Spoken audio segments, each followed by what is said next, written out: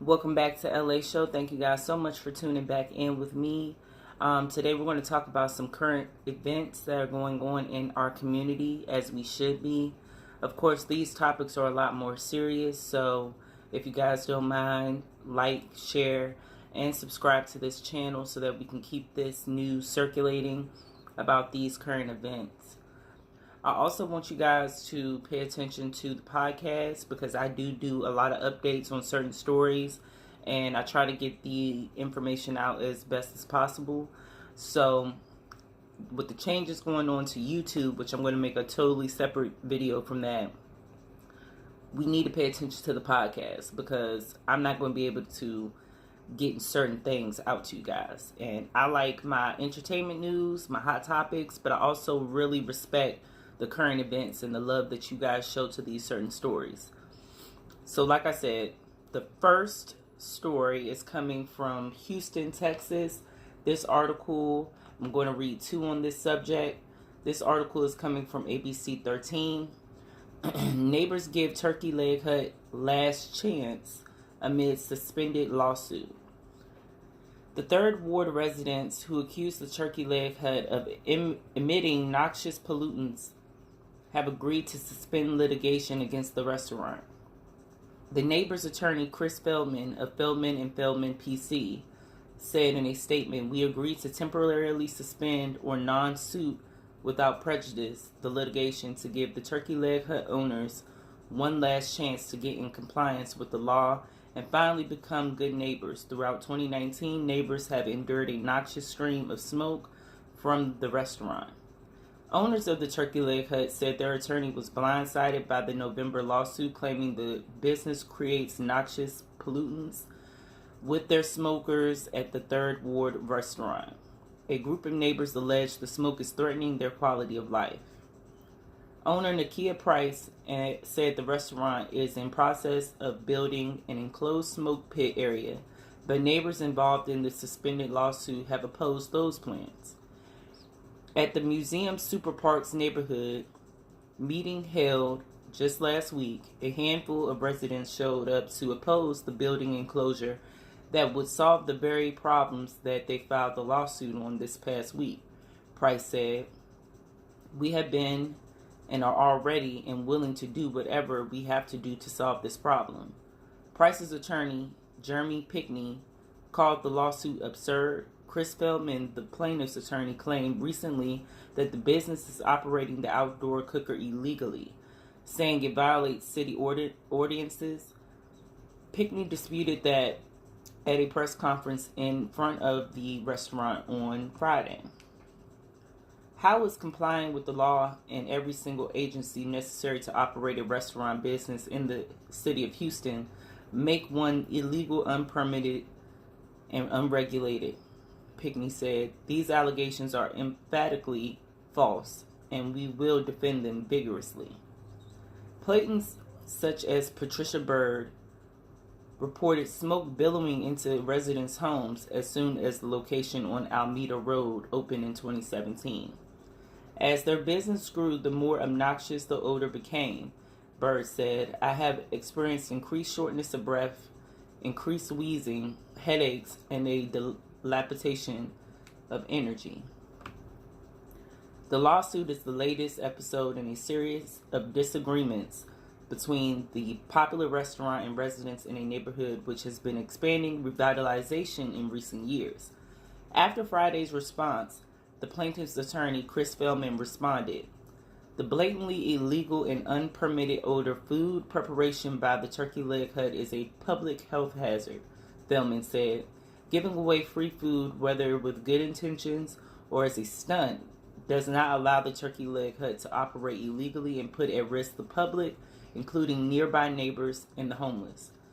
As the back and forth between both sides continued, the Houston Health Department issued a statement about the restaurant's inspection history and permits.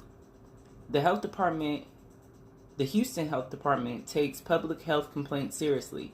Turkey Leg Hut has a food dealer's permit and a fats, oils, and grease permit for its food service establishment located at 4830 Alameda Road.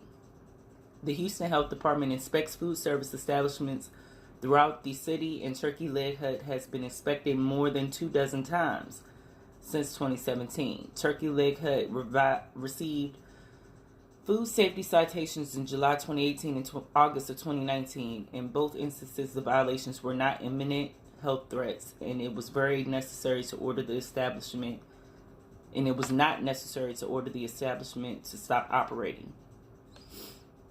So the second article I'm reading is coming from the HoustonChronicle.com, and this one is titled "Residents Drop Lawsuit Against Turkey Leg Hut." The residents who sued Turkey Leg Hut dropped their lawsuit Monday, but kept on the option to resume litigation in the Third Ward restaurant's alleged public health issues continue, an attorney for the residents said.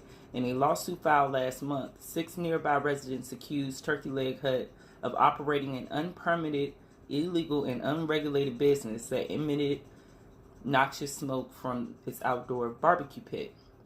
The plaintiffs filed a motion asking the judge to dismiss the litigation without prejudice, meaning they voluntarily dropped the charges but reserved the right to refile later. The residents may resume the legal challenge if public health nuisance and regulatory issues persist, said the residents' attorney, Chris Feldman. Turkey Leg Hut's owner, Lynn and Nakia Price, and their allies have argued that the lawsuit was motivated by a desire to eliminate a popular and busy restaurant from the neighborhood, not by the plaintiffs, stated public health concerns, pointing to an email sent to the plaintiffs by another resident stating the ultimate goal of this litigation is obvious for the TLH to be somewhere else and not on our corner, but that cannot be the stated goal. In a statement, Turkey Leg Hut reviewed the news as justification of their argument. So, I read 2 articles. They're both telling you the same thing, just worded differently. That last article pretty much paints the picture that, these people just blatantly don't want this restaurant, this very popular black-owned restaurant in their neighborhood. From what I understand, the restaurant has been operating since 2017, and they have passed their inspections that they need with the Houston Health Department. As far as it goes with people claiming that they're getting these symptoms from this place, my question is, how long have you been able to really tolerate it? And now you're at a point where you all have teamed up together to file a lawsuit. And now you dropping the lawsuit just shows me that you're going to try to come back with a different lawsuit that may have a little bit more basis to it, because this one just doesn't make sense. As far as a noxious gas, that's totally different from a smell. A smell, yeah, it can cause headaches if it is overbearing. I totally understand that, and I suffer from a very sensitive nose as well. But the way that you guys are trying to push and make it seem like they're actually emitting the things that we see flying across the air from airplanes, that's totally not the case. These people have worked very hard to make this establishment what it is today. I feel really bad for this company, and honestly, I just would like for them to move. I would like for them to just move so that they can live their life peacefully and make the money that they deserve to make, because people are going to travel either way, especially if the food is as good as I've heard it is. Actually, I don't even want them to move. I want them to make another successful business in another area and see if they don't get the same type of treatment in that other area. This is a persistent problem for black-owned businesses, as you will see in my commentary about different ways that people try to shut these businesses down. Also, from what I'm understanding, the third ward in Houston is going through a huge gentrification movement. So it's a lot more new people coming around. And we remember back when the Harvard students were having an issue with dog walkers and how the dog walkers asked the school, Harvard, to move the whole premises so that they can walk their dogs around their neighborhood. That goes to show you some power in, you know, I've never heard of that. But tell me what you guys think of below about this black-owned business. Do you support the business? Have you been there? How's the food? Let us know down below. So my next topic is going to be about smart TVs and what people are saying about them. Let me pull it up real quick, an article. But yeah, these smart TVs, how do y'all feel about them? Let me know down below. And tell me, do you guys own one, and what are ways that you use to protect yourself from these hackers? That's what the FBI is letting everybody know about. Hackers can get into these TVs, of course. They can get into your phone. They can get into anything. So, here we go. This article is coming from cnet.com. Your smart TV tracks what you watch. Here's how to change the privacy settings. So you just got a new smart TV, or maybe a Roku or Fire TV streamer over the Black Friday weekend or another holiday sale. Congrats. Whether it was a discounted doorbuster or a fancy new OLED, the holiday season is a great time to upgrade your big screen. One thing you might want to consider about any new TV, just like a phone or a smart home device, it is how you handle your privacy. In many ways, the content you watch on the big screen is watching you back. While most modern TVs aren't tracking you with physical cameras, their smart TV software platforms are often following what you're doing from behind the scenes. From Amazon and Roku to Samsung, LG, and Vizio, all major smart platforms and TVs are capturing your viewing data. Software and hardware makers use it to improve the products they offer. For example, by tailoring show recommendations and the ads they show you, while potentially frustrating, the ability to show ads helps in keeping costs down when buying a new TV or streaming stick. One tool for tracking is called automatic content recognition, which is software that recognizes the images on your TV. ACR works regardless of whether the images come through an app or an HDMI port like a cable box, Xbox, or PlayStation. The good news is that you can turn it off. To find out how we checked out all the major TV makers' 2019 smart TV systems, as well as dedicated streamers from Amazon, Roku, NVIDIA, which uses Google, here's what we found and what you can do about it. So they have a bunch of different platforms, and they're letting you know how you can change the settings on those. Of all the TVs and streamers we looked at, Roku makes it easiest to opt out of viewing data collection. The menus use plain English to explain their terms of service, and privacy controls are easy to find. There is a dedicated privacy section in the settings menu that consists of 3 simple boxes.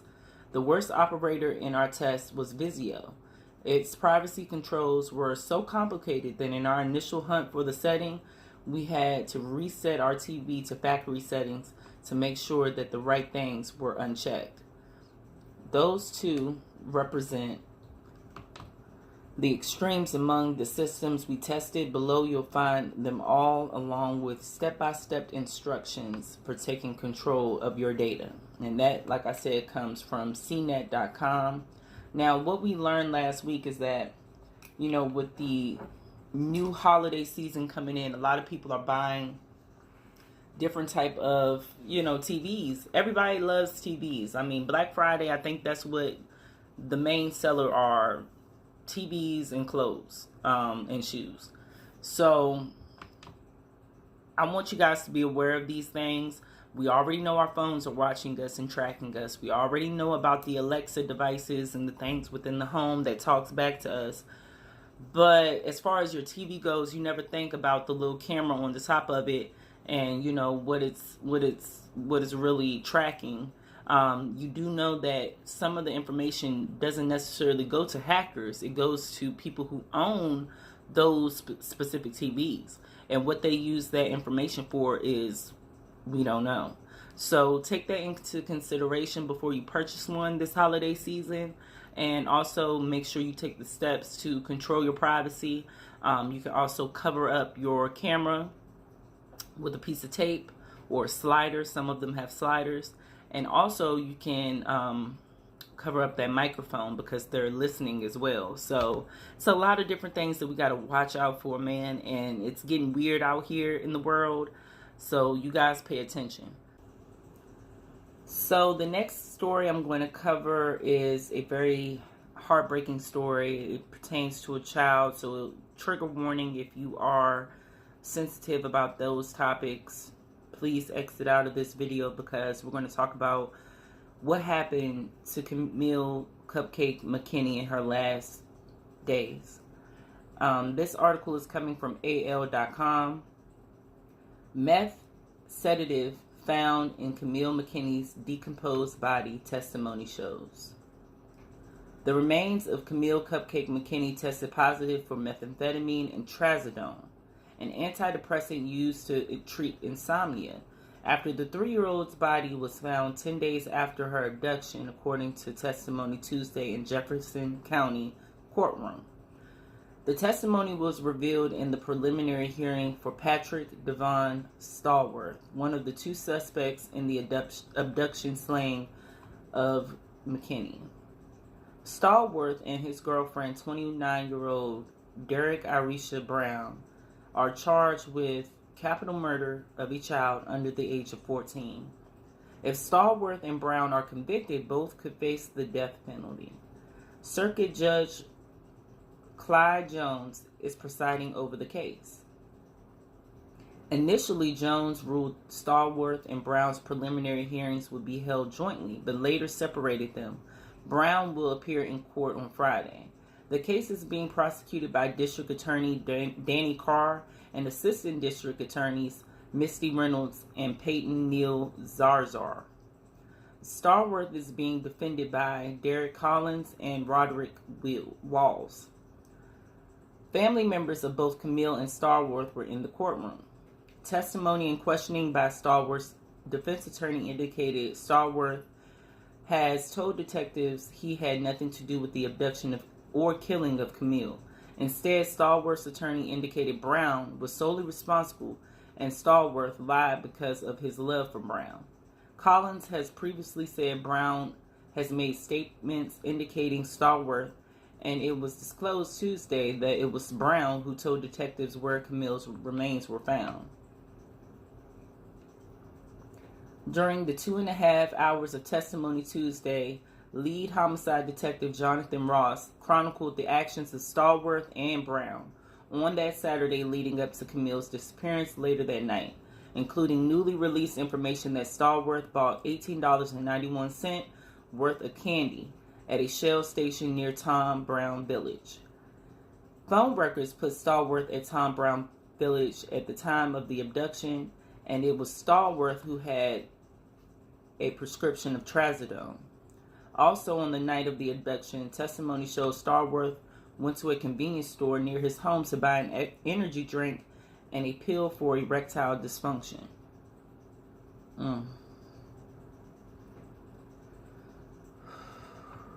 5 minutes later, after buying the candy, 2 preteen girls were leaving cheerleading practice from Hayes K-8 when the 2 approached them in a blue SUV. Ross said one of the girls, age 11, said Stallworth told her, "I'm looking for a girl that looks like you," Ross testified. The girls said the man offered them candy. They became apprehensive, and the other girl said, "Let's go." There was security video from Hayes to back up their story, but it was not close enough to show the occupants. The girls described the female with the male as a dark-skinned and chunky woman. Other children told police a man in a vehicle that matched Stallworth's SUV was giving out candy in the housing community, and said eventually Kamille got into the vehicle with them. Oh, she was crying, Ross testified, a 10-year-old boy told him. Police began searching for Kamille that night. After hearing the story from the girls leaving cheerleading practice, detectives began to canvass the businesses around Tom Brown Village and search for additional video evidence. It was at the Shell station that they retrieved surveillance video of the blue SUV, later determined to be a Toyota Sequoia, pulling up to the gas pumps. A man, later identified as Stallworth, entered the store where he bought $18.91 worth of candy. That was at 12:02 p.m. Saturday. It was 12:07 p.m. that they approached the cheerleaders. The Shell video provided the first images of a possible suspect, which were quickly disseminated to the media, and Stallworth was identified through tips provided to Birmingham police. Once he was identified, investigators went to Brown's apartment in Centerpoint Woodside Condominiums on Shadowwood Drive off of Centerpoint Parkway. Stallworth and Brown were both detained, and the SUV recovered about 8 p.m. that Sunday. Stallworth consented to a search of his phone, on which investigators say they found child pornography. Though none of the images were of Kamille, Stallworth was charged with multiple counts of possession of child pornography and later released from jail on bond.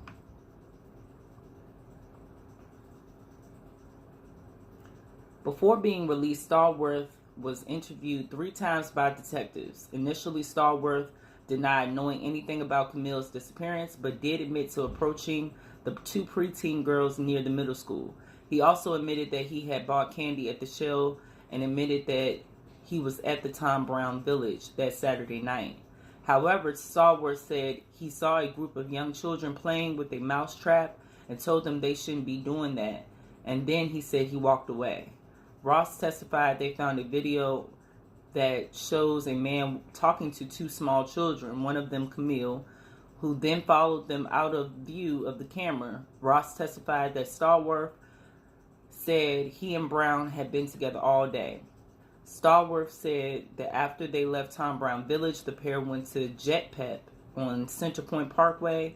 Store video confirmed they had been there. They went home, and Stallworth later went back out to a Chevron where he bought an energy drink and a pill for sexual dysfunction, Ross testified. Ross said the tracking of Stallworth's phone showed a lot of movement between Woodside Condominiums and Parkway Villa Apartments, which are adjacent to Woodside and have a worn pathway in the wooded area between the 2 complexes. Ross later indicated that it was Brown who pointed them to the construction trash dumpster at Parkway Villas, which is mostly vacant, in the search of Kamille. The dumpster was taken to a landfill and examined by a specifically trained team of FBI agents who recovered Kamille's decomposed remains on October 22nd. An autopsy conducted by the Jefferson County Coroner's Office showed Kamille had died of asphyxiation by suffocation. The exam also turned up toxic levels of meth and trazodone. The levels of the drugs indicated Kamille had ingested the drugs and not just been exposed to them. Following the discovering of Kamille's body, Stallworth was arrested again, and both he and Brown were charged with capital murder of a child under the age of 14. After his arrest, Stallworth summoned detectives to the jail saying he wanted to talk to them again, Ross said. In that interview, Stallworth admitted for the first time to seeing Kamille on the night of her abduction. Stallworth said that he had walked into the couple's apartment and saw his girlfriend sitting on the couch with Kamille and said, "That's not your child." He said Brown indicated that she wanted to keep Kamille and then suggest Stallworth do something sexual to the child, Ross said. Stallworth said he refused and went outside to smoke a cigarette. Later, Stallworth said Brown put his hands over Cupcake's nose and mouth. He described to detectives that Kamille was then asleep. Stallworth also said Brown had removed the girl's hair bows and clothes and given her a bath. Stallworth said The next thing he remembered was waking up in the bed the following day with Brown next to him. Testimony also showed that investigators removed a plastic covering from a mattress that was in the living room. That covering showed blood in several places, and testing of the blood showed a mixture of DNA belonging to Stallworth, Brown, and Kamille. Stallworth's attorney called into question the credibility of some of the state's witnesses in the case, primarily young children whose testimony differed somewhat from testimony presented by the state. Other children, Collins pointed out, had mentioned the presence of a white male and a white female at or near the Tom Brown village on the night of the abduction. Collins also said they had witnesses saying there were multiple adults, black and white, who were switching cars in the parking lot near Tom Brown village. One of the vehicles included the blue SUV. Stallworth, according to his attorney, said Brown used methamphetamine and trazodone together because he liked the way it made her feel. He said Brown had been stealing his trazodone and said Stallworth did not use meth, only marijuana. Stallworth told detectives he believed Brown was using meth on the day of the abduction because she was talking a lot. Prosecutors said it was only after Kamille's body was found that Stallworth admitted to knowing about the girl's abduction and that he lied during the previous 3 interviews with detectives. Collins said Stallworth lied because he loved Brown and couldn't believe she would do that to a child.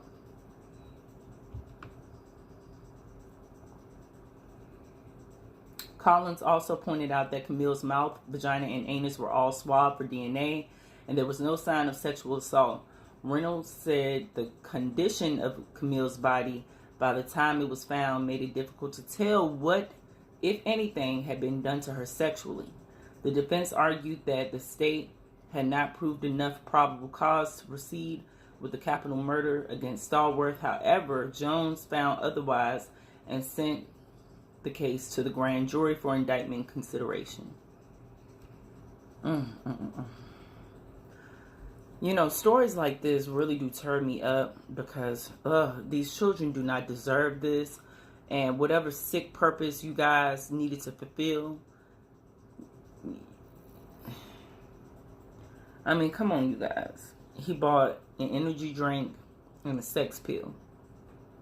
He was out all day trying to pick up little girls. What do you think the purpose was of getting this child and doing whatever he did with her and then disposing of her like that? Why do you think he would do that?